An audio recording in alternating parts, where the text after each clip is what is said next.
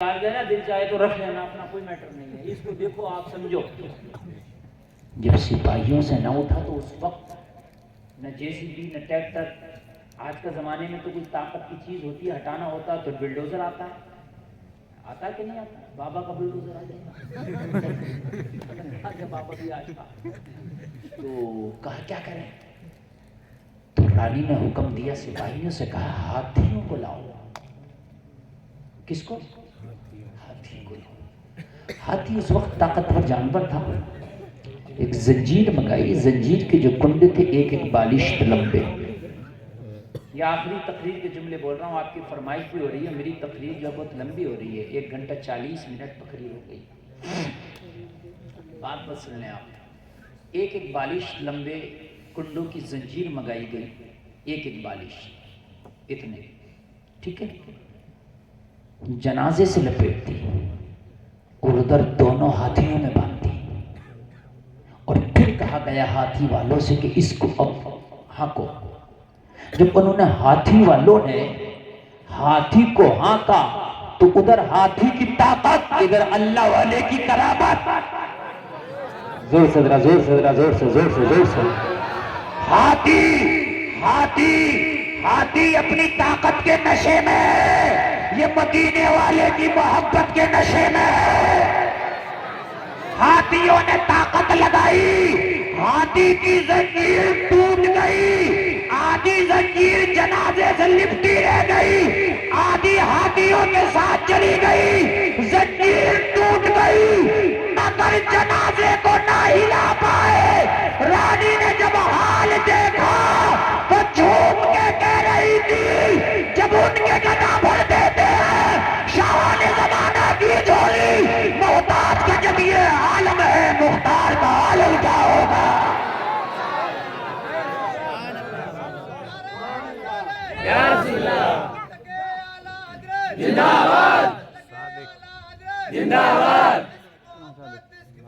اعلی حضرت، اعلی حضرت، اللہ سلامت، اعلی حضرت، اعلی حضرت، تاج السریہ، تاج السریہ، تاج السریہ، تاج السریہ، اللہ اکبر، یا رسول اللہ۔ اللہ قطب شاہ غوری کا صدقہ ہمیں عطا فرمائے، آمین۔ اللہ ان کا صدقہ، آج ان کی کرامت کی ہم جیسے کمزور مسلمانوں کو ضرورت ہے، اللہ ان کا صدقہ عطا فرمائے۔ 9 کڑیاں، کڑی جانتے ہو ایک بالشت کی کڑی کی 9 کڑیاں ان کے جنازے سے لپٹی رہ گئی، باقی ہاتھی کے ساتھ گئی۔ جب رانی نے یہ چیز دیکھی تو کہنے لگی، مجھے یقین ہو گیا یہ عام آدمی نہیں ہے، محمد کی غلامی کا پٹا ڈال کے یہ کچھ بن کے بیٹھا ہے، تمہیں اجازت ہے جہاں چاہو اس کی قبر بنا دو۔ میں نے عبادت گاہ میں قبر کھود کر کے وہیں مزار بنایا، میں نے عبادت گاہ میں، اس کی میں نے عبادت گاہ میں خود دیکھ کر کے آیا ہوں اپنی آنکھوں سے، اپنی آنکھوں سے مزار۔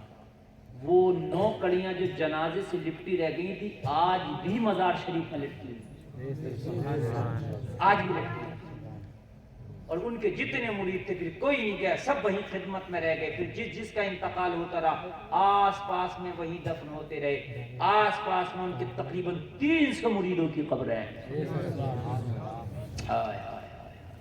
نگاہ ولی میں وہ تاثیر دیکھی، بدلتی ہزاروں کی تقدیر دیکھی۔ جب غوث کے غلام کا یہ عالم ہے تو ولیوں کے امام عبد القادر کا عالم کیا ہوگا؟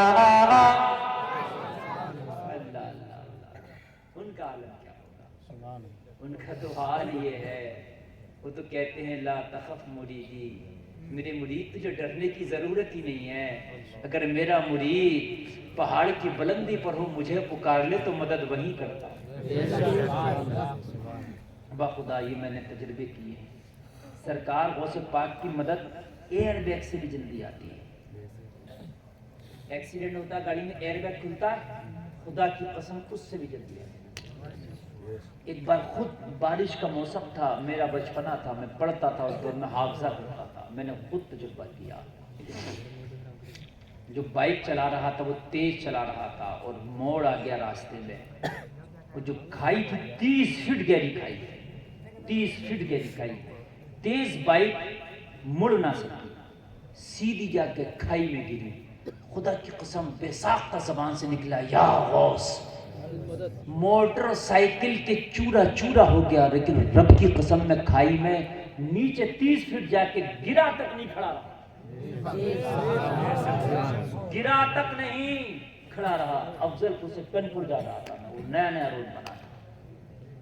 اور جو دوسرا میرا ساتھی تھا وہ بھی خدا کی قسم خراش تک نہیں آئی. میں نے آزمایا ہے. سرکار غوث پاک بہت بڑی ذات اور بہت بڑی شخصیت کا نام ہے.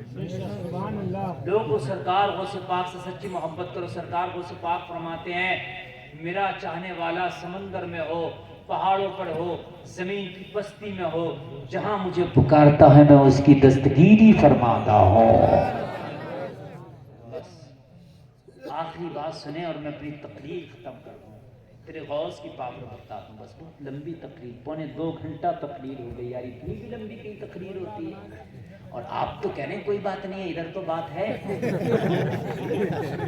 کہہ رہے کوئی بات نہیں ہے, اس لیے کہ ہم تو روزانہ تقریر کرتے ہیں. رات بھی تقریر میں نے کی ہے 2 گھنٹہ, 1 گھنٹہ 40 منٹ. اور اب بھی اتنی تقریر, کل پھر تقریر کرنا ہے, پرسوں پھر ادھر گورکھپور جا کے تقریر کرنا ہے, پھر اس کے بعد نرسوں جانا ادھر اڑیسہ, سمجھے آپ, مجھے اڑیسہ سے آنا ہے ادھر مراد آباد سائڈ میں. روزانہ کا یہ شیڈیول ہے. بہرہ والوں یہ آپ کی محبتیں ہیں.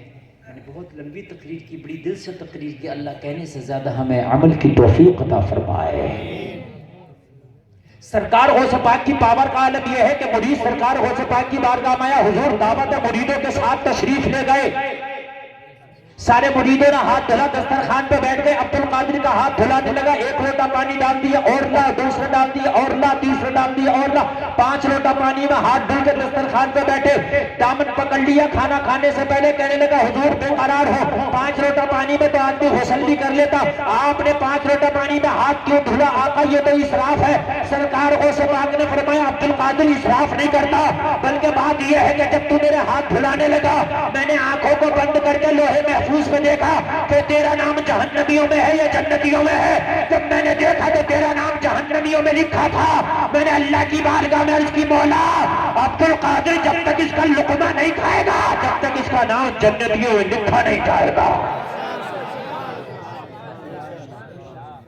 لقمہ کھا لے اور جہنم میں جائے وہ. بس تو پانی ڈالتا رہا, میں دعا کرتا رہا.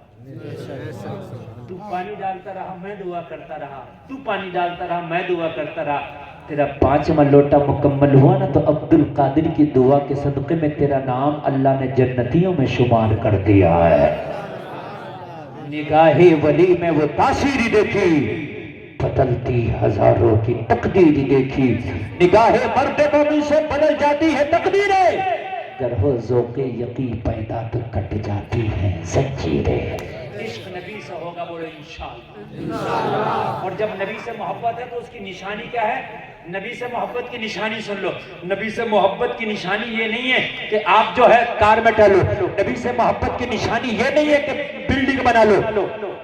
نبی سے محبت کی نشانی یہ ہے کہ وقت نماز آئے گا تو نماز پڑھیں گے انشاءاللہ. آپ کہا کہ بولو پڑھیں گے اب انشاءاللہ. محبت صرف نبی سے ہوگی بولو انشاءاللہ. اللہ سلامت رکھے.